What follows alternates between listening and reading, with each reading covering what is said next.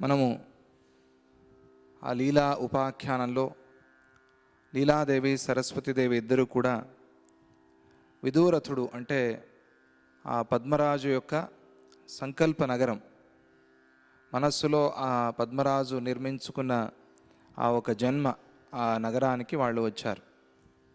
వచ్చి ఆ సంకల్ప నగరాన్ని చూస్తున్నారు. అక్కడ ఈ పద్మరాజు విదూరథుడు అనే పేరుతో రాజై పుట్టాడు. మళ్ళీ ఆయనకి భార్యగా లీలాదేవియే లీలా అనే పేరుతో జన్మించింది. లీలానాథుడు అని ఆ విదూరథుడిని ఇక్కడ సంబోధించారు. వారు ఆ లీలాదేవి సరస్వతీదేవి ఇద్దరు కూడా ఆ అంతఃపురంలోకి వచ్చి అటు నుంచి వెంటనే అదృశ్యమై ఆ యుద్ధభూమి దగ్గరికి వెళ్ళారు. ఈయన ఎక్కడ ఉన్నాడో తెలుసుకోవాలి అని వెళ్ళి ఆ యుద్ధభూమిని చూస్తున్నారు. ఆ రణరంగం ఎలా ఉంది అనే దాన్ని వశిష్ఠుల వారు వర్ణించి చెప్తారు. అశంకితాగతే తత్తే దేవ్యౌ దదృశతుర్నభ నభశ్చరగణాక్రాంతమంబుదైరివమాలితం వీరదోర్దండకాశ్లేష లంపటస్త్రీగణాకరం శుక్లేన శూరయశస చంద్రీకృత దివాకరం. ఇది వేదాంతంలో అంత ప్రధానమైన విషయమేమి కాదు, కానీ ప్రసంగం అటువంటి సందర్భం వచ్చింది కాబట్టి ఇక్కడ వర్ణించి చెప్తున్నారు. ఏమిటి సందర్భము అంటే, ఇది ఈ నగరానికి ఈ సంకల్ప నగరానికి వాళ్ళు ప్రవేశించారు. దాన్ని ఇప్పుడు మనం ఎలాగైతే చూస్తున్నామో అలాగే చూశారు. ఏదో ఊహా భ్రమ కాదు, దాన్ని చూస్తున్నారు. అక్కడ వాళ్ళకి అనుభవానికి వచ్చింది. కానీ ఇది మిథ్యా, ఇది భ్రమ, ఇది మాయా అనే జ్ఞానం వాళ్ళకి ఉంది. అది విశేషం. జ్ఞానులకి సామాన్యులకి ఉన్న తేడా ఇదే. జ్ఞానులు మిథ్యా దృష్టితో చూస్తారు, సామాన్యులు ఇది సత్యము అనే సత్య దృష్టితో చూస్తారు. ఇప్పుడు మనం దీన్ని సత్యం అనుకోవటం వల్ల అసలైన సత్యం, అసలు సిసలైన సత్యం ఆ పరమాత్మ పరబ్రహ్మ మన బుద్ధిలో మరుగున పడిపోతున్నాడు, మనం మర్చిపోతున్నాం. ఇది సామాన్యుల విషయంలో జరుగుతున్న ఒక ఘోరం. అందువల్ల ఆ జ్ఞానులు ఎలా ఉంటారు ఈ ప్రపంచ విషయంలో, జీవన్ముక్తులు ఎలా ఉంటారు అని తెలిపేందుకోసం ఆ వర్ణన అంత దీర్ఘమైన వర్ణన చేస్తూ ఉన్నారు. ఎలా ఉందిట అది? దానికన్నా ముందు మనం తెలుసుకోవాల్సిన విషయం, ఇది అంతా కూడా మిథ్యా అనే స్పష్టమైన జ్ఞానం కలవాళ్ళు. అశంకితాగతే, వాళ్ళు ఆ రణరంగానికి వెళ్ళేందుకు ఏ శంక లేదు వాళ్ళకి, ఏ అనుమానము లేదు, ఏ సందేహం లేదు. వెళ్ళొచ్చో వెళ్ళకూడదో, ఇక్కడికి వెళ్తే మళ్ళీ తిరిగి పోగలమో లేదో, ఇవన్నీ సంశయాలు లేవు. వెళ్తున్నది రణరంగం, భీకరమైన యుద్ధం జరుగుతుంది. అక్కడికి వెళ్ళాలి అంటే ఎంత ధైర్యం కావాలి. ఏమో చచ్చిపోతామేమో, ఒక బాణం వచ్చి మనకు తగిలితే అని ఇవన్నీ సందేహాలు లేకుండా వాళ్ళు వెళ్ళగలిగారు. అక్కడికి ఎలా వెళ్ళారు అంటే, వారికి ఇది మిథ్యా అనే సంపూర్ణమైన జ్ఞానం ఉంది, అందువల్ల అక్కడికి వెళ్ళగలిగారు. అంత మాత్రమే కాదు, ఎప్పుడు కావాలంటే అప్పుడు అక్కడి నుంచి అదృశ్యం కాగలరు వాళ్ళు. ఆ శక్తి కూడా వాళ్ళల్లో ఉంది. ఆ లీలాదేవి సరస్వతీదేవి కూడా ఎప్పుడు కావాలో అప్పుడు అలా చూస్తారు, ఎప్పుడు అక్కర్లేదో అప్పుడు అక్కడి నుంచి అదృశ్యం అయిపోతారు, మాయమైపోతారు, మన భాషలో చెప్పాలి అంటే. అటువంటి శక్తి ఉన్న ఆ ఇద్దరు కూడా ఆ రణరంగానికి, రణభూమికి వచ్చారు. వచ్చి అదృశ్య రూపంలో చూస్తున్నారు. అంటే ఎవరికి కనిపించకుండా ఆ ఇద్దరు మాత్రం పరస్పరం చూసుకోగలరు, కానీ వేరే ఎవరు కూడా వాళ్ళని చూడలేరు. అటువంటి స్థితిలో, ఆ రూపంలో ఉంటూ వాళ్ళిద్దరూ కూడా ఏ సందేహము లేకుండా అక్కడ ఏం చూశారు వాళ్ళు అంటే దాన్ని వర్ణించి చెప్తున్నారు. ఆ సమయంలో వారిద్దరికీ ఆకాశము దేవతలతో నిండి మేఘాలతో నిండి ఉన్నదా అన్నట్టుగా కనిపించింది. దేవతలందరూ వచ్చి నించుని ఈ యుద్ధాన్ని చూడాలి అని అనుకుంటున్నారట. ఆ దేవతలు కూడా వీళ్ళని చూడలేకపోతున్నారు, అది విశేషం. వీళ్ళు మాత్రమే వాళ్ళని చూస్తున్నారు, వాళ్ళు వీళ్ళని చూడటం లేదు. అలా ఆ దేవతలతో నిండి ఉన్న ఆకాశం, అది ఆ రణరంగం పై భాగం అంతా దేవతలతో నిండి ఉంది. తథాస్తు దేవతలు ఉంటారు అంటారు కదా, అలాగే మన చుట్టూ మనం ఎప్పుడూ చెడు మాట్లాడకూడదు, నెగిటివ్ మాట్లాడకూడదు, మంచి మాట్లాడాలి, పాజిటివ్గా మాట్లాడాలి. తథాస్తు అంటారు దేవతలు అంటూ ఉంటారు కదా, సూక్ష్మ రూపాల్లో ఉంటారు. అలా ఆ సూక్ష్మ రూపాల్లో దేవతల ఆకాశంలో ఉండి ఈ యుద్ధాన్ని చూడాలి అని ఉత్సాహంగా ఉన్నారు. ఆ యుద్ధ భూమిపై ఆకాశంలో దేవతలు మాత్రమే కాక సిద్ధులు, చారణులు, గంధర్వులు, విద్యాధరులు మొదలైన వారు ఉన్నారు. అప్సరసులు గొప్ప శూరులను అక్కడ ఆహ్వానించేందుకు సిద్ధంగా ఉన్నారు. అప్సరసులు ఎదురు చూస్తున్నారట. ఎందుకు అంటే ఇప్పుడు ఈ యుద్ధంలో ధర్మయుద్ధం చేసి ఎవరైతే ప్రాణాలు విడుస్తారో వాళ్ళు స్వర్గానికి వస్తారు, వాళ్ళని ఆహ్వానం చేయాలి అని ఆ అప్సరసులు ఎదురు చూస్తూ ఉన్నారట. వాళ్ళని కూడా వీళ్ళు చూశారు. రక్త మాంసాలను పొందాలి అనే ఆశతో భూత పిశాచ రాక్షసగణాలు ఆనందంతో నృత్యం చేస్తున్నాయి. వారికి ఇదే ఆహారం కదా, వాళ్ళు ఎదురు చూస్తున్నారు. ఆ భూత ప్రేతాలన్నీ కూడా విజయం పొందిన వారిపై చల్లాలి అనే దృష్టితో విద్యాధర స్త్రీలు పుష్పాంజలులు పట్టుకుని ఉన్నారు. వాళ్ళు అది సూక్ష్మంగా పుష్పాంజలి పడింది, పుష్పవృష్టి అంటే సూక్ష్మంగా భావన చేసుకోవాలి. యుద్ధం జరుగుతోందని చూసి అక్కడికి వచ్చిన భేతాళ, కూష్మాండాది పిశాచాలు తమ మీద బాణాలు పడతాయేమో అని భయపడి కొండల చాటున నక్కి ఉన్నారు. కొంతమంది పారిపోయి కొండల చాటున నక్కి ఈ యుద్ధాన్ని చూస్తూ ఉన్నారట. బాణాలు పడుతున్న ప్రదేశం నుండి భూతాలు తప్పించుకుంటూ ఉన్నాయి. అందుకోసం వారు సిద్ధంగా ఉన్నారు. వీరులు అహంకారంతో యుద్ధం చేస్తూ చూసేవారికి అందరికీ ఆనందం కలిగిస్తూ ఉన్నారు. అమ్మో, ఇది చాలా గొప్ప భయంకరమైన యుద్ధము అని జనులు ఒకరికొకరు మాట్లాడుకుంటూ ఉన్నారు. చిరునవ్వులతో కూడిన ముఖాలతో దేవతా స్త్రీలు చామరాలను పట్టుకుని ఉన్నారు. ఇలా మనం చెప్పగలమా అండి యుద్ధం గురించి? అడిగారనుకోండి యుద్ధం ఎలా జరిగింది అని, అమ్మో చాలా ఘోరంగా జరిగింది అని ఒక మాట, రెండు మాటలు అంతే. ఇలా చెప్పడం కూడా సాధ్యం కాదు. ఆ యుద్ధాన్ని అలా వర్ణించడం కూడా సాధ్యం కాదు. అది ఆయన ఆదికవి వాల్మీకి మహర్షి చేస్తున్న పని. తమ ధర్మబలంతో ఆకాశంలో అదృశ్యులై ఉన్న మునులు ఈ భయంకరమైన యుద్ధాన్ని చూసి విశ్వశాంతికై దేవతలను ప్రార్థిస్తూ ఉన్నారు. వాళ్ళ పని అది. మనం దేశం కోసం ఏం చేస్తున్నాం? వాళ్ళైతే యుద్ధం చేస్తున్నారు అని చాలామంది అనుకుంటారు. చాలా పొరపాటది. అందరూ యుద్ధం చేయలేరు కదా. పోయి అవసరమైనప్పుడు పిలుస్తారు, అప్పుడు వెళ్ళాలి. ఏదో ఒకటి పట్టుకుని వెళ్ళాలి. మనకు యుద్ధం రాకపోయినా కూడా వెళ్ళాలి. ఆ స్థితి రాకుండా ఉండాలి అని ప్రార్థన చేద్దాం. మనం ఏం చేయాలి మరి? వాళ్ళక్కడ ఆ కాశ్మీర్లో బార్డర్లో ఉండి కాపాడుతున్నారు కాబట్టి, సముద్ర తీరాల్లో ఉన్నారు కాబట్టి మనం ఇక్కడ సుఖంగా ఉన్నాం.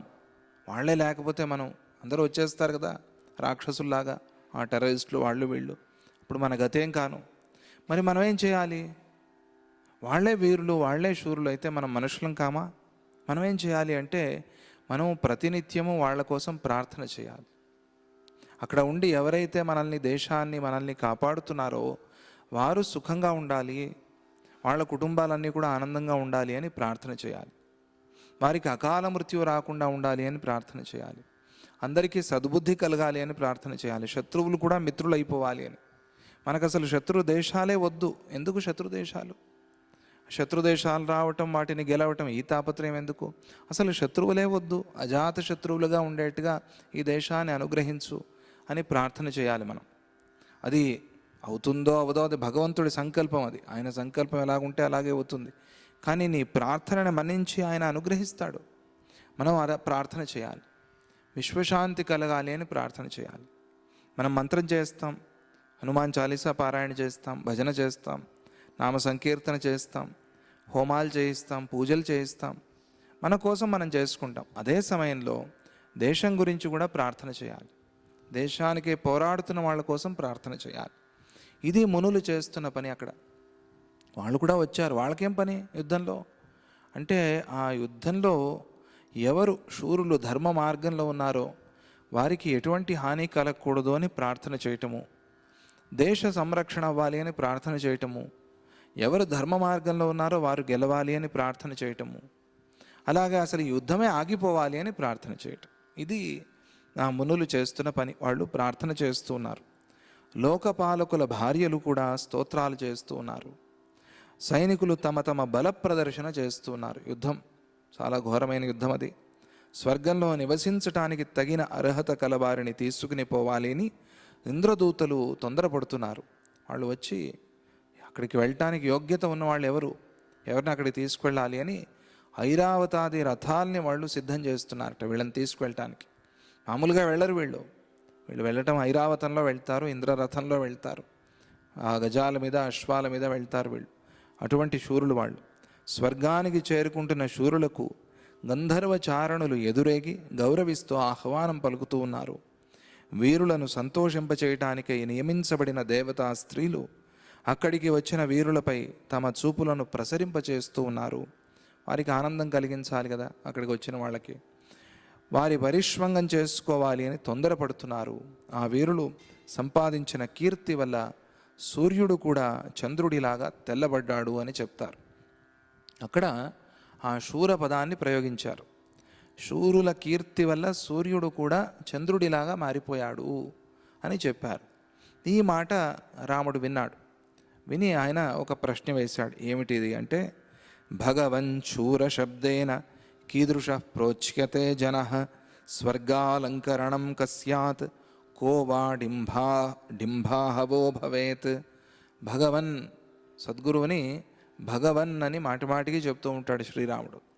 అంటే ఓ భగవత్ స్వరూపుడా అని, నువ్వే భగవంతుడివి, నువ్వే దేవుడివి మాకు అని ఆ సద్గురువుని స్తోత్రం చేస్తూ ఆయన విశ్వాసాన్ని శ్రద్ధని కూడా చూపిస్తూ, అయ్యా శూరుడంటే ఎవరు, ఎవరిని శూర అని పిలుస్తారు, ఏ భటుణ్ణి అంటే భటుడు చిన్నవాడా పెద్దవాడా, ఇది పాన ఇంకో బిషప్ప ఇంకోట అని లేదు, చెస్లో అన్నీ ప్రధానమే కదా. అలాగే యుద్ధంలో ధర్మయుద్ధం చేసేవాడు ప్రతివాడు శూరుడే. మరి ఎవరిని శూరుడు అంటారు, అది ఆయన తెలుసుకోవాలి అనుకున్నాడు.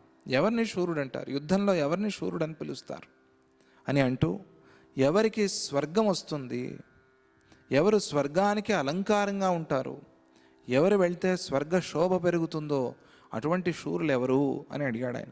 అది మాత్రమే కాకుండా దేనిని డింభాహవము అంటే డాంభికమైన అంటే ప్రయోజనం లేని యుద్ధం, ఈ యుద్ధం చేస్తే దేశానికి ఏమైనా అలా కనిపించేట్టుగా మేలు అవ్వచ్చేమో, కొంతమంది అధార్మిక యుద్ధంతో మేలైంది అని అనుకుంటారు, అది భ్రమ అది. కానీ ఏ యుద్ధం చేస్తే వాళ్ళకి స్వర్గం రాకపోగా నరకం వస్తుందో అటువంటి దాన్ని డింభాహవం అంటారు. ఏది డింభాహం, దేన్ని అసత్యమైన యుద్ధము అధార్మికమైన యుద్ధం అంటారు, ఏ యుద్ధంతో ప్రయోజనం లేదో దాని గురించి నాకు చెప్పు అని ప్రశ్నించాడు. ప్రసంగవశాత్ ఇది శూర పదం విన్నాడు కాబట్టి ఆయన, ఏమిటి ఇంత వేదాంతంలో ఎందుకు శూరుడు గురించి తెలుసుకోవాలనిపించింది ఆయనకి అని మనం అనుకుంటాము. కానీ ఇది మనకు తెలిపేందుకోసం శ్రీరాముడు అడిగాడు అని అనుకుందాం. అనుకుని ఆ వశిష్ఠుల వారు చెప్పే మాటలన్నీ కూడా తెలుసుకుందాం. దానికి సమాధానంగా వశిష్ఠుల వారు అంటారు, శాస్త్రోక్తాచారయుక్తస్య ప్రభోరర్థేన యోరణే మృతో వాథ జయీవా స్యాత్ సశూర శూరలోకభాక్. శాస్త్రం చెప్పినట్టుగా ఆచరించే ప్రభువు యొక్క ప్రయోజనం కోసం యుద్ధంలో ప్రాణాలను విడిచిపెట్టేవాడు లేదా యుద్ధంలో జయించేవాడు వాడినే శూరుడంటారు. ఇటువంటి వాడే స్వర్గానికి వెళ్తాడు. ఎవరిని శూరుడు అంటారు అంటే, ఎవరైతే శాస్త్రోక్తంగా ధర్మ మార్గంలో నడుస్తూ ఉంటాడో ప్రభువు, ఆ ప్రభు ఆయన శూరుడే. ఎలాగో ఆ ప్రభువు కోసం పోరాడే ఎవరైనా సరే ప్రజలు, వాళ్ళని శూరులు అంటారు. ధర్మ మార్గంలో వెళ్ళే వాళ్ళకి సహకరించేవాడిని శూరుడు అంటారు. ఇక్కడ యుద్ధ ప్రసక్తి కాబట్టి యుద్ధం చేసేవాడిని, అలా ధర్మం కోసం యుద్ధం చేసేవాడిని శూరుడు అంటారు అని చెప్పారు. ధర్మ విషయాలు ఇవన్నీ కూడా ధర్మశాస్త్రం. ఆ ధర్మం విడిచి మోక్షం లేదు, ధర్మానికి అంత ప్రాధాన్యత, ధర్మాచరణ చేస్తే మోక్షం వస్తుంది అని. ఆ ధర్మ మార్గంలో ఉంటూ జ్ఞానాన్ని పొందాలి. నేను జ్ఞాన మార్గంలో ఉన్నాను, నాకు ఇవన్నీ పట్టవు అనకూడదు. దిగంబరంగా తిరగటానికి అవుతుంది ఆ ప్రపంచంలో, వేదాంతంగా ఉన్నాను అని. చాలా పొరపాటు, అది చాలా తప్పు, అది లోక విరుద్ధమైన పని అవుతుంది. అది జ్ఞానులు కూడా ఆ పని చేయరు, జీవన్ముక్తులు కూడా ఆ పని చేయరు. ఎందుకు అంటే లోకంలో ఉన్న వాళ్ళకి మనం నేర్పించాలి, మనల్ని చూసి వాళ్ళు నేర్చుకోవాలి. ధర్మాన్ని విడిచిన మోక్షం లేదు ఎక్కడా కూడా. నేను మోక్ష మార్గంలో ఉన్నాను, ఈ ధర్మం నాకు అక్కర్లేదు అనటానికి వీల్లేదు. ధర్మం ఏం చెప్పిందో అది చేయాల్సిందే, మనం అప్పుడే మోక్షం వస్తుంది. అది నువ్వు విడిచే స్థితి వచ్చినప్పుడు అది అంతే. ఇంకా శుక మహర్షిలాగా వెళ్ళిపోతావు నువ్వు. ఆయన దిగంబరంగా వెళ్ళాడు శుక మహర్షి. ఆయనకి నాది నేను అనే భ్రమ ఉంది ఆయనకి. ఆయన వెళ్ళాడు కాబట్టి సరిపోయింది. కానీ ఏది లేకుండా టైంకి భోజనం దొరకకపోతే 3 సార్లు తినకపోతే పడిపోతాడు వీడు దిగంబరంగా వెళ్తానంటే ఇది అధర్మం, ఇది ధర్మం కాదు. ఇది అలా మనం ఆచరణ చేయటానికి లేదు. ధర్మాన్ని ఆచరిస్తూనే జ్ఞానాన్ని పొందాలి, అది ప్రధానం, అది తెలుసుకోవాలి. అన్యథా ప్రాణికృతాంగో రణేయో మృతిమాప్నుయాత్ డింబాహవ హతః ప్రోక్తః సనరో నరకాస్పదం. ఇలా వెళ్ళిన వాళ్ళు అది నిజమైన స్వర్గం. అది ఆ స్వర్గానికి ఈ శూరులు వెళ్తారు, ధర్మాచరణ చేసి వెళ్తారు. ఏదో వీళ్ళని అమాయకుల్ని, స్త్రీలని, పిల్లల్ని చంపి ఏదో అది ఇది పేరుతో దాంతో మేము ఎక్కడో స్వర్గానికి వెళ్తామనేది ఒకటి భ్రమ. అది వాళ్ళకి స్వర్గము రాదు, అటు భగవంతుడి అనుగ్రహము కలగదు వాళ్ళకి. అది చాలా పొరపాటు, అది చాలా తప్పు. అది అలా అర్థం చేసుకున్నారు వాళ్ళు. ఈ కాలంలో చంపుతున్నారు కదా అమాయకులంతా అక్కడ ఇక్కడ పెట్టి, వాళ్ళు అలా అర్థం చేసుకున్నారు ధర్మం కోసం ఎవరిని చంపినా కూడా పర్వాలేదు అని. అది ధర్మమా? అది అసలు అహింసే అన్నిటికన్నా ప్రథమ ధర్మం అయితే మరి చంపడం ధర్మం ఎట్లా అవుతుంది? అసలు మూలంలోనే తప్పుడడుగు వేశారు వాళ్ళు. అందువల్ల అది ధర్మం కాదు, అది చాలా తప్పు, అది చాలా పొరపాటు. శాస్త్రానికి విరుద్ధంగా ప్రవర్తిస్తూ ఉండే ప్రభువు కోసం పోరాడి మరణించిన వాడు స్వర్గాన్ని పొందడు. శాస్త్ర విరుద్ధమైన పని ఇది. నీ మాట వినని వాడిని చంపుతాను అనటం శాస్త్రవిరుద్ధమైన పని. వాడి అభిప్రాయాన్ని తెలుసుకోవాలి. వాడు ఏదో ఆచరణ చేస్తున్నాడు, వాడు సంతోషంగా ఉన్నాడు, వదిలేసేవాడిని, వాడికి చెప్పు, నువ్వు వింటే వింటాడు లేకపోతే లేదు అని మాత్రమే చెప్పారు వాళ్ళ గ్రంథాల్లో కూడా. కానీ వాళ్ళు దాన్ని అపార్థం చేసుకుని నా ధర్మంలో రాకపోతే నేను చంపుతాను, ఇదేమిటిది బలవంతంగా. అలా శాస్త్ర విరుద్ధమైన పనులు చేస్తున్న ప్రభువు కోసం పోరాడి మరణిస్తే స్వర్గాన్ని పొందడు, నరకమే వస్తుంది. అతడు నరకానికి వెళ్తాడు. అధర్మ యుద్ధాన్నే డింబాహవము అంటారు. అధర్మ యుద్ధం అది. ధర్మం కోసం ధర్మ మార్గంలో చేసే యుద్ధమే యుద్ధం, దాన్నే నిజమైన యుద్ధము అని పిలుస్తారు. అయథా శాస్త్ర సంచార వృత్తేరర్థేన యుధ్యతే యో నరస్తస్య సంగ్రామే మృతస్య నిరయోక్షయ. శాస్త్ర విరుద్ధంగా నడుచుకుంటూ ఉండే ప్రభువు కోసం యుద్ధం చేసి మరణించిన వాడు అపారమైన నరకాన్ని పొందుతాడు. మళ్ళీ అదే విషయాన్ని చెప్పారు, వేరే విధంగా చెప్పారంత. యథా సంభవ శాస్త్రార్థ లోకాచారానువృత్తిమాన్ యుధ్యతే తాదృశశ్చైవ భక్తః శూరః స ఉచ్యతే. శాస్త్రంలో చెప్పబడిన విధంగా లోకం మెచ్చుకునేటట్లుగా నడుచుకుంటూ ఉండే ప్రభువు కోసం పోరాడేవాడు భక్తుడు, శూరుడు అని పెంచుకుంటాడు. అటువంటి వాడిని భక్తుడు అంటారు, అటువంటి వాడిని శూరుడు అంటారు. అటువంటి ప్రభువు కోసం పోరాడాలి. ఇక్కడ భటుల విషయం, సైనికుల విషయం మాట్లాడుతున్నారు కాబట్టి అదే చెప్తున్నారు. ధర్మ మార్గంలో ఉండే రాజు, ప్రభువు ఎలాగో ఆయన శూరుడే అయి ఉంటాడు, అందుకనే ప్రత్యేకంగా చెప్పుకోవాల్సిన పని లేదు. గోరర్థే బ్రాహ్మణస్యార్థే మిత్రస్యార్థే చ సన్మతే శరణాగతయత్నేన సమృత స్వర్గభూషణం. ఓ బుద్ధిమంతుడా, ఓ శ్రీరామ, ఎవరైతే గోబ్రాహ్మణుల కోసం, మిత్రుడి కోసం, శరణాగతులని రక్షించటం కోసం యుద్ధం చేసి మరణిస్తారో అటువంటి వాళ్ళు స్వర్గానికి వెళ్తారు అని. ఇది చాలా ముఖ్యమైన ప్రధానమైన విషయం. గో సంరక్షణ, బ్రాహ్మణ రక్షణ. గోబ్రాహ్మణేభ్య శుభమస్తు నిత్యం అంటారు. అంటే ఏమిటి? వాళ్ళిద్దరూ బాగుంటే చాలా, మిగతా వాళ్ళందరూ పాడైపోవాలా అని అర్థం కాదు. బ్రాహ్మణుడు అంటే ఎవరు? స్వధర్మానుష్ఠానంలో ఎవరైతే అందరి కోసం ప్రార్థన చేస్తూ ఉంటాడో వాడు నిజమైన బ్రాహ్మణుడు. వాడి వల్ల, వాడి శక్తి వల్ల లోకాలన్నీ కూడా సుభిక్షంగా, ఆనందంగా, సంతోషంగా ఉంటాయి. స్వధర్మానుష్ఠానాన్ని మరిచిపోయిన బ్రాహ్మడు ఏం బ్రాహ్మణుడు? వాడి వల్ల లోకానికి మేలు అవ్వాలి, మేలు అవుతుంది. వాడు ఈ ఆశలకి, వ్యామోహాలకి దూరంగా ఉంటూ వాడు లోకం కోసం ప్రార్థన చేయాలి. వాడి బాధ్యత అది, భగవంతుడు వాడికి ఇచ్చిన బాధ్యత అది. ఆ బాధ్యతని నిర్వర్తిస్తూ ఉన్నాడు కాబట్టి దేవతలు బ్రాహ్మణుడి వల్ల తమ పనిని తగ్గించుకున్నారు అని చెప్తారు. అందువల్ల అటువంటి బ్రాహ్మణుని కాపాడాల్సి వచ్చినప్పుడు, అంటే ఎవరు లోకం కోసం ప్రార్థన చేస్తున్నారో వాళ్ళందరూ బ్రాహ్మణులే, ఎవరు బ్రహ్మ మార్గంలో ఉన్నారో వాళ్ళందరూ బ్రాహ్మణులే. దీన్ని వేదాల్లో కూడా చెప్పారు, తర్వాతి పురాణాల్లో కూడా చాలా బ్రహ్మాండంగా విశేషంగా వర్ణన చేసి చెప్పారు. భాగవతాది గ్రంథాల్లో కూడా వచ్చాయి. మనం సన్మార్గంలో ఉంటే, శాంతి మార్గంలో ఉంటే మనల్ని బ్రాహ్మణుడు అంటారు. అదే లేకుండా ఒక జన్మ మాత్రం బ్రాహ్మణ జన్మ, కానీ వీడి వ్యవహారం అంతా కూడా ఎలా ఉంది, బ్రాహ్మణుడిలాగా ఉంది. వాడిని బ్రాహ్మణుడు అని ఎలా అనేది? అది బ్రాహ్మణత్వం కాదది. ఈ విషయాన్ని భారతంలో అశ్వత్థామకి చెప్పారు. ఏమిటయా నువ్వు చేస్తున్న పని, ఏం చేయాలి, నువ్వు ఏం చేస్తున్నావు, ఎట్లా ఉన్నావు నువ్వు, ఆ ఘట్టాలన్నీ చదవాలి. మనం చదివితే ఈ బ్రాహ్మణ పక్షపాతులు వీళ్ళు అనేది ఆ భ్రమ పోతుంది మనకి.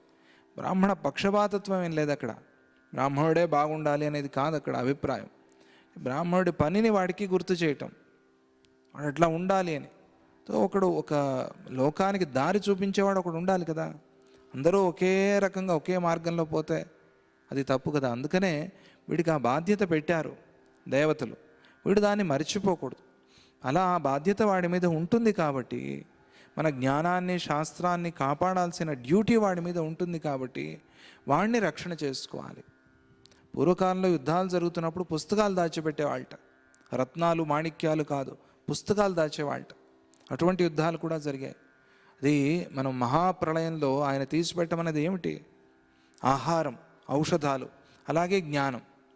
ఈ జ్ఞానాన్ని దాయండి, జాగ్రత్త చేయండి, దీన్ని మీ దగ్గర తీసి పెట్టుకోండి, నేను వస్తాను మిమ్మల్ని కాపాడుతాను అని కదా మత్స్యావతారంలో చెప్పాడు ఆయన. అసలు మత్స్యావతారం వచ్చిందే జ్ఞానాన్ని ఉద్ధారం చేయటానికి. అంటే ఆ జ్ఞానంతో మళ్ళీ మనం తిరిగి వైభవాన్ని పొందవచ్చు.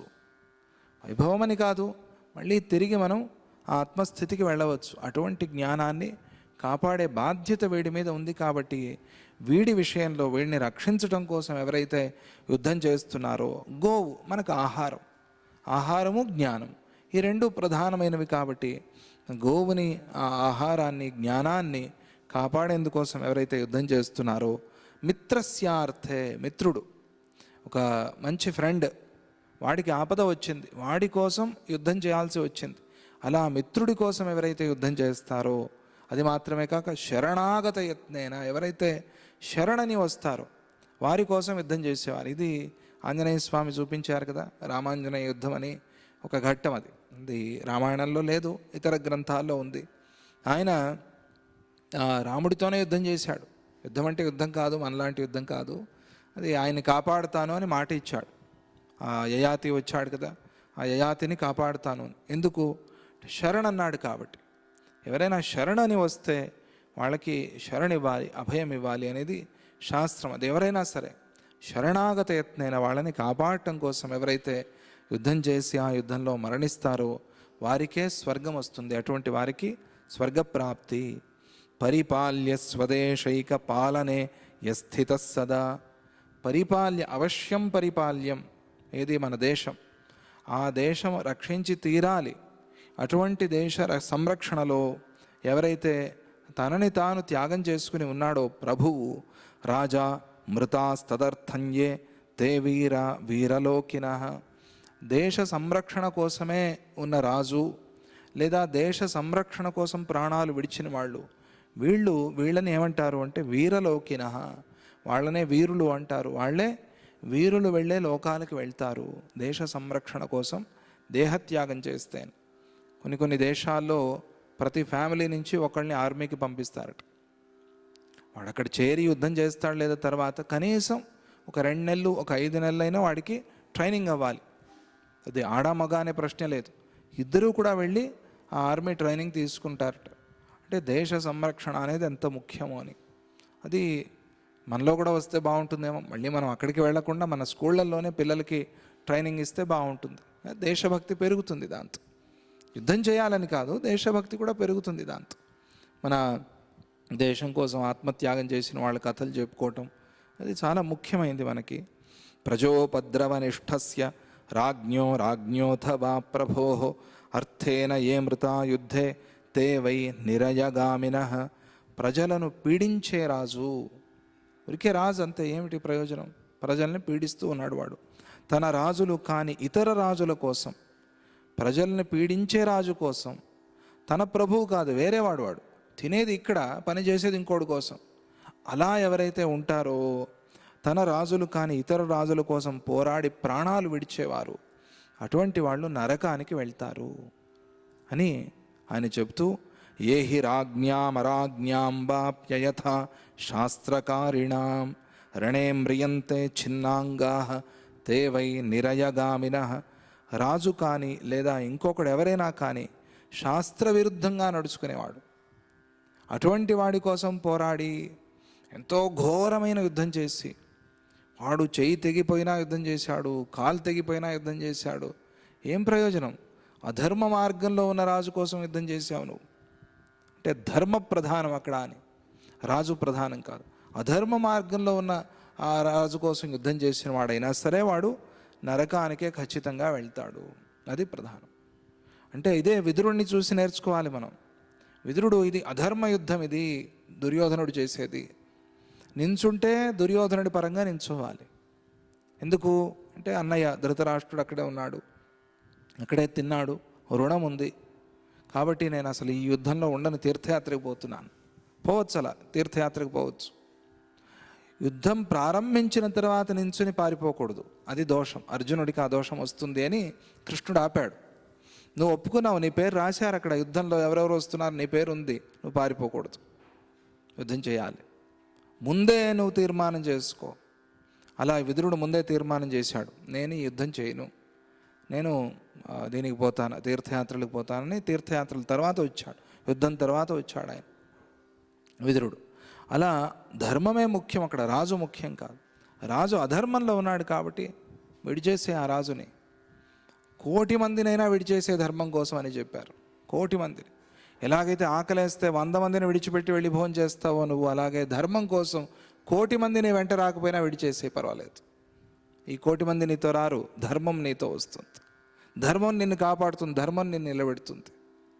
ఆ ధర్మం కోసం నువ్వు నించుంటే 1,000,000 మంది కాదు, 100,000,000 మంది నీ వెంట వస్తారు. అదే ఈ 1,000,000 మంది కోసం ధర్మాన్ని వదిలేస్తే వాళ్ళలో ఒకడు కూడా నీ వైపు మిగలడు. అది ధర్మానికి ఉన్న గొప్పతనం. అందుకనే ధర్మాన్ని ఎప్పుడు వదలకూడదు అని చెప్తారు. ధర్మం యథా తథా యుద్ధం యది స్యాత్ తర్హి సంస్థితి నాశయేయురలం మత్తాః పరలోక భయోజ్జితాః. ధర్మయుద్ధానికి కానీ అధర్మయుద్ధానికి కానీ ఫలం ఒకటే అయితే, ఎంత అద్భుతమైన మాట ఇది, చాలా ప్రధానమైంది ఇక్కడ. ఇప్పటివరకు చెప్పుకున్న మాటలు మనకు తెలుసు, కానీ యుద్ధంలో చనిపోతేనే స్వర్గలోకం వస్తుంది అని చెప్పే మాటలు కొన్ని ఉన్నాయి. అది ఎటువంటి యుద్ధమైనా సరే వెను చూపించకుండా, అంటే వెనుదిరిగి పారిపోకుండా ఎవరైతే నేరుగా యుద్ధం చేసి ఆ యుద్ధంలో ప్రాణాలు విడుస్తారో, అది అధర్మమైనా సరే ధర్మమైనా సరే, యుద్ధరంగంలో ప్రాణాలు విడిచిన వాడికి స్వర్గలోకం వస్తుంది అని చెప్పే మాటలు కొన్ని ఉన్నాయి. దానికి సమాధానం చెప్తున్నారు ఇక్కడ. అది యుద్ధం అంతే చాలు, అది అధర్మమా ధర్మమా అనే ప్రసక్తి లేదు. వాళ్ళకి కూడా అధర్మంలో యుద్ధం చేసిన వాళ్ళకి కూడా స్వర్గలోకం వస్తుంది అని చెప్పేట్టే అయితే ప్రజలు అధర్మ యుద్ధం పట్ల మోహితులవుతారు. అందరూ ఇష్టపడేది ఎవరు? అధర్మ యుద్ధమే చేయాలి అనుకుంటారు. అది విచిత్రం. తళతళా మెరిసిపోతున్న కత్తి మనల్ని ఆకర్షిస్తుంది, కానీ ఇటువైపు పెట్టారా ఈ గంట, అంటే దాని పెన్, ఆ పెన్ను మనల్ని ఆకర్షించదు.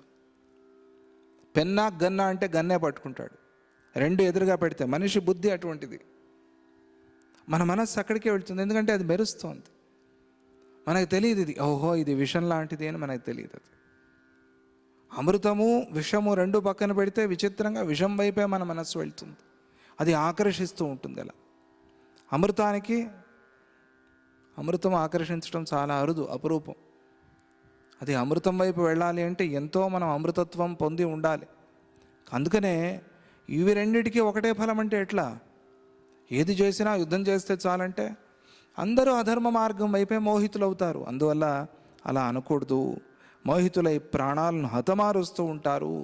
ధర్మాన్ని ఆశ్రయించిన రాజుకై అధర్మ యుద్ధం చేసినా కూడా నరకమే ఫలంగా ప్రాప్తిస్తుంది. ధర్మాన్ని ఆశ్రయించిన రాజు కోసం అధర్మ యుద్ధం చేస్తే వాడికి ఏమొస్తుంది? నరకమే వస్తుంది. నేను పోరాడేది ధర్మరాజు కోసం, చేసేది అధర్మ యుద్ధం, నీకు నరకమే. నువ్వు ధర్మరాజు కోసం ధర్మయుద్ధం చేస్తేనే నీకు స్వర్గం. అంటే ధర్మం అంత ప్రధానమైంది, ముఖ్యమైంది.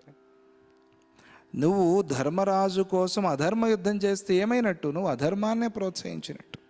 అది ధర్మం ఎట్లా అయింది? అందువల్ల అది కూడా చాలా స్పష్టంగా అద్భుతమైన మాట చెప్పారు.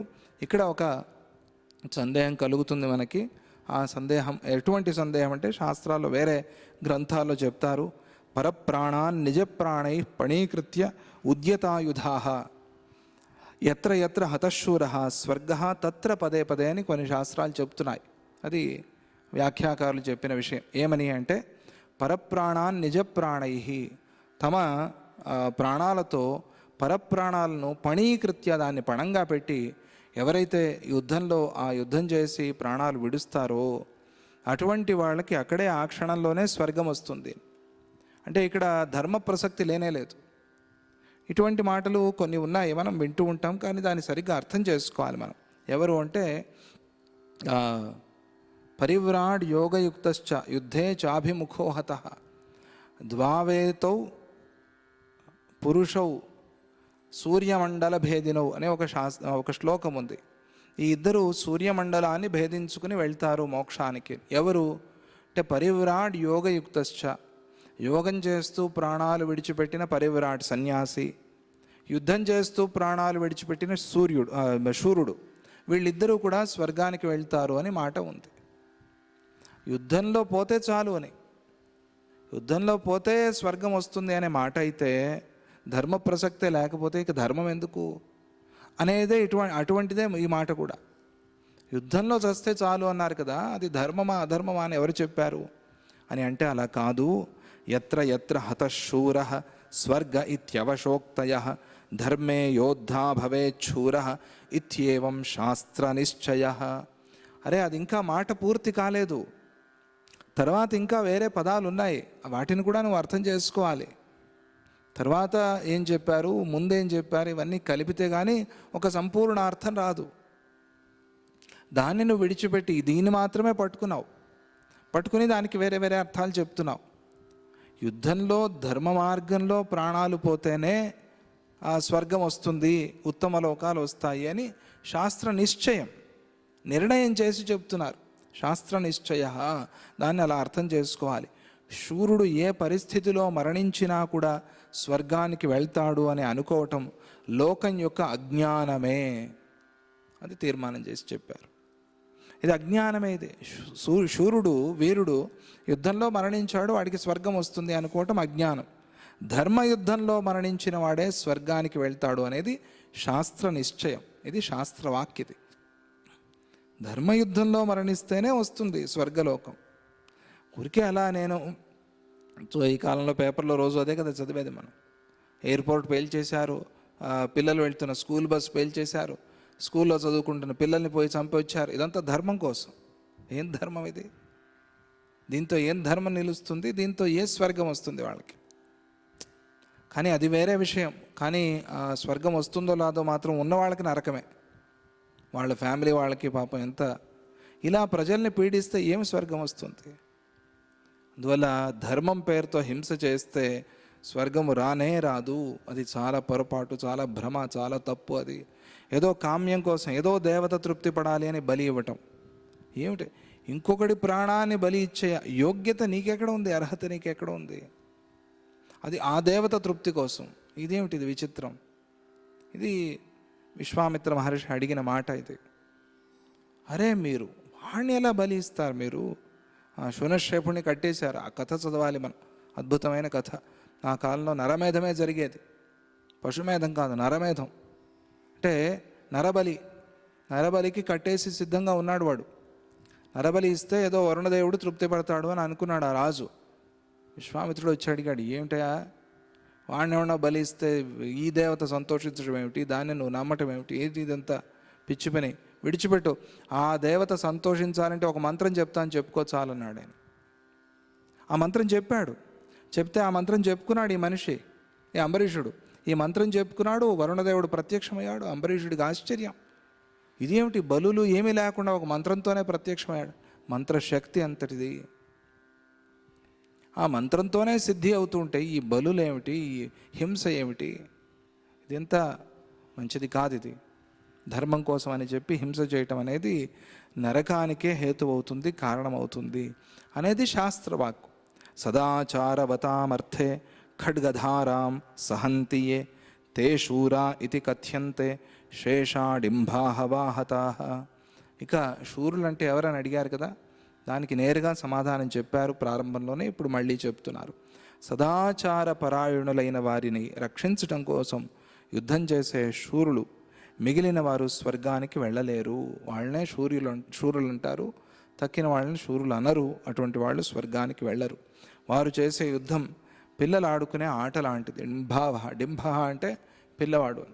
ఆ పిల్లవాడు ఆ బీచ్లో ఇళ్ళు కట్టుకుని చేస్తూ ఉంటాడు. అలా దానికి ఎంత ఫలమో వీడు అధర్మ మార్గంలో చేసే యుద్ధానికి కూడా అంతే ఫలం. దానివల్ల ఏ ప్రయోజనము లేదు.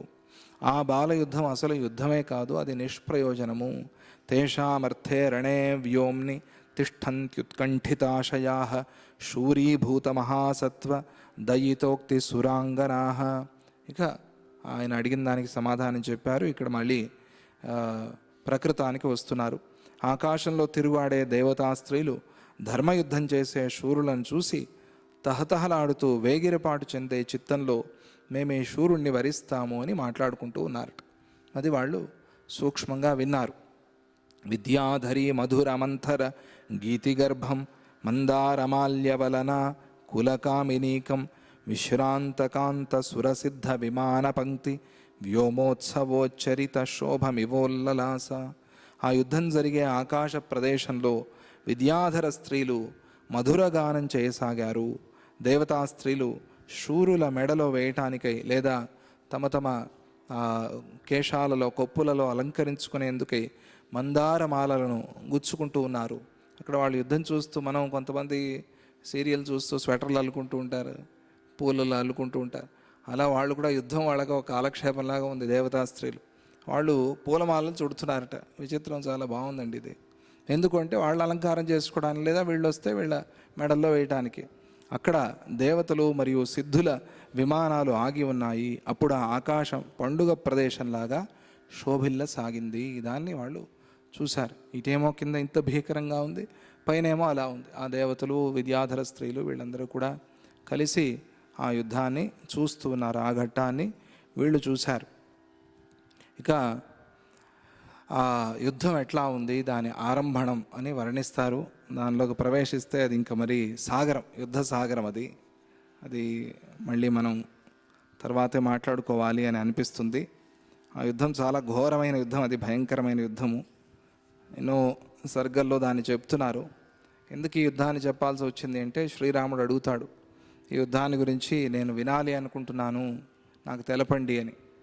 ఆయనలో ఆ క్షాత్రధర్మం మళ్ళీ పైకి వచ్చింది. ఇది అవసరం. యోగ వాసిష్టం అవ్వంగానే ఆయన చేసిన పని ఏమిటండి? శ్రీరాముడు చేసిన పని ఏమిటి? యుద్ధమే. యోగ వాసిష్టం పూర్తి అవ్వగానే విశ్వామిత్రుడు వెంట నడిచాడు కదా ఆయన. ఇప్పుడు విశ్వామిత్రుడు వచ్చి కూర్చుని ఆయన కూడా వింటున్నారు యోగ వాసిష్టాన్ని.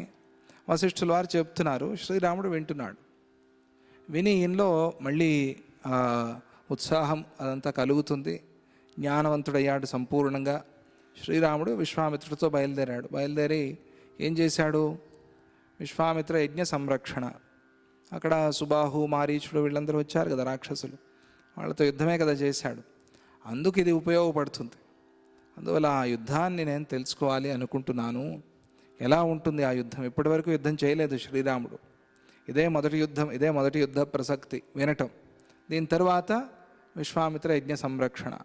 అంటే యజ్ఞం కోసం యుద్ధం చేశాడు ఆయన, ధర్మం కోసం యుద్ధం చేశాడు ఆయన. యుద్ధం అలా ప్రారంభమైంది. ధర్మం తరువాత అంతే శాంతి. ధర్మస్థాపన అయిన తర్వాత ఇంక యుద్ధం చేయలేదు. అది శ్రీరామ చరిత్ర. అందుకనే ఆయన మహావీరుడయ్యాడు. అది శ్రీరాముడిలో ఉన్న గొప్ప విశేషం. ఆయన అడుగుతాడు, నేను ఈ యుద్ధాన్ని ఇంకా బాగా వినాలి అనుకుంటున్నాను, తెలుసుకోవాలనుకుంటున్నాను అని. అది భగవద్గీత ఉపదేశం అవ్వగానే జరిగింది ఏమిటి? యుద్ధం. యోగ వాసిష్టం అవ్వగానే జరిగింది ఏమిటి? యుద్ధం. ఏమిటిది అంటే కర్తవ్యం అని. అక్కడ యుద్ధం అంటే కర్తవ్యం అని. కర్తవ్యాన్ని వదిలేసి మనం ఉండలేము, ఉండకూడదు. దాన్ని కూడా మనకి ఆ రెండు ఘట్టాలు గుర్తు చేస్తున్నాయి. సరే, అది పూర్తిగా పూర్ణ జ్ఞానంతో ఇంకా మనం అసలు కర్మే లేదు ఆ స్థితికి వెళ్తే ఇవేవి అవసరం లేదు. కాకపోతే ఆ అర్జునుడు, ఇక్కడ శ్రీరాముడు వాళ్ళు ఆ కర్తవ్య నిష్ఠలో ఉన్నారు కాబట్టి మనం కూడా ఇప్పుడు కర్తవ్య నిష్ఠులమై మనం చేయాల్సిన పనికి మనం వెళదాము.